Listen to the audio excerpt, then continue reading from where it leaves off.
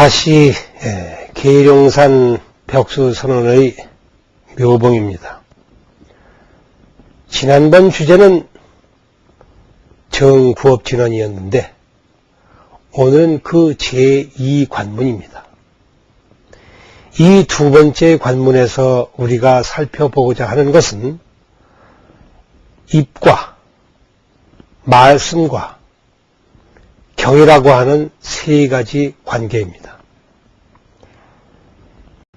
입에서는 다 똑같은 소리가 나오지만은 그 소리가 무엇을 담고 있느냐 하는 데 따라서 그냥 소리라고도 하고 성현의 말씀이라고도 하고 그리고 부처님의 경이라 이름지어 부르기도 하는 것입니다.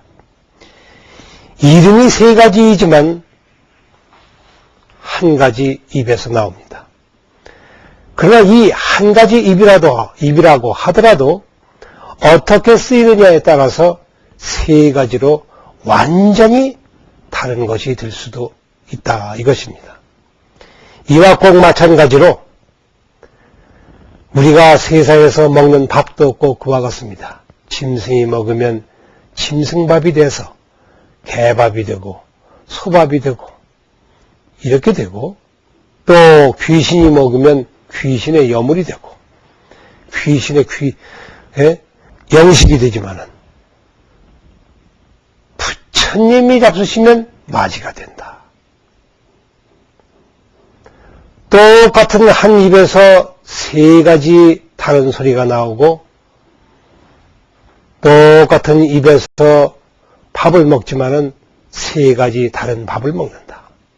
그러나 문전일로는 다 투장하니라.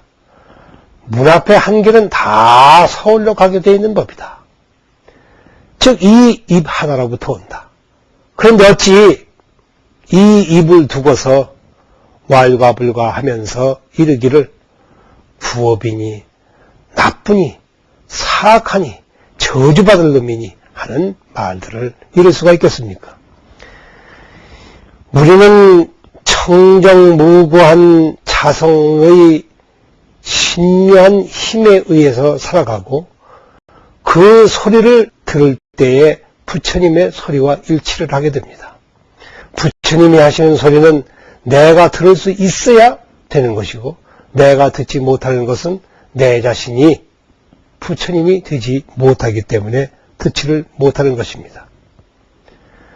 한 가지 입에서 나오는 가지가지 소리가 어떤 사람에게는 헛소리가 되고 어떤 사람에게는 진실한 소리가 되며 어떤 사람에게는 악한 소리가 되고 어떤 사람에게는 선한 소리가 되기도 합니다. 부처님이 하신 말씀을 글자만 들여다보고 얘기하는 사람은 아무런 의미를 찾지 못하게 됩니다. 그 글자 속에는 많은 가지가지의 숫자와 가지가지의 이름과 뜻물을 단어들이 계속해서 나열될 뿐이요. 그 의미를 전혀 찾을 수가 없습니다. 그러나 제 마음을 스스로 들여다보는 이에게는 하나하나가 그대로 관세음보살의 모습이요. 모든 부처님의 모습이며 그래서 이름을 천수경이라고 지었습니다. 천수라고 하니까 어떤 이는 생각하기를 1000개의 손을 가진 경이라 이렇게 생각을 하는데 만약에 1000개라고 한다면 그것은 1000개의 팔뚝을 말하는 것인가 아니면 양쪽에 하나씩 가졌으니 2000개의 팔을 말하는 것인가. 숫자로 볼 때는 이것도 또한 뜻이 없습니다. 천수라고 하는 것은 한 가지가 1000가지로 벌어졌다고 하는 데에서 나온 얘기입니다. 우리의 마음이 꼭 저 파도의 물과 같아서 물은 하나의 물인데 파도는 수천 가지로 바뀝니다. 파도의 모습은 한 번도 같은 적이 없지만 물은 여전히 같은 물입니다. 오늘 우리가 살피고 있는 이 천수경도 꼭 그와 같습니다. 입에서 나오는 말씀과 부처님의 경전과 파도와 물의 관계, 그리고 내 마음과 내 입의 관계, 이 삼자의 관계는 뗄래야 뗄 수 없는 아주 밀접한 관계를 유지하고 있습니다. 어떻게 입을 부르냐 하는 데에 따라서 그 소리가 달라지며 그 소리를 어떻게 듣느냐 하는 데에 따라서 그 입은 귀신의 입도 되고 사람의 입도 되고 부처님의 입도 됩니다.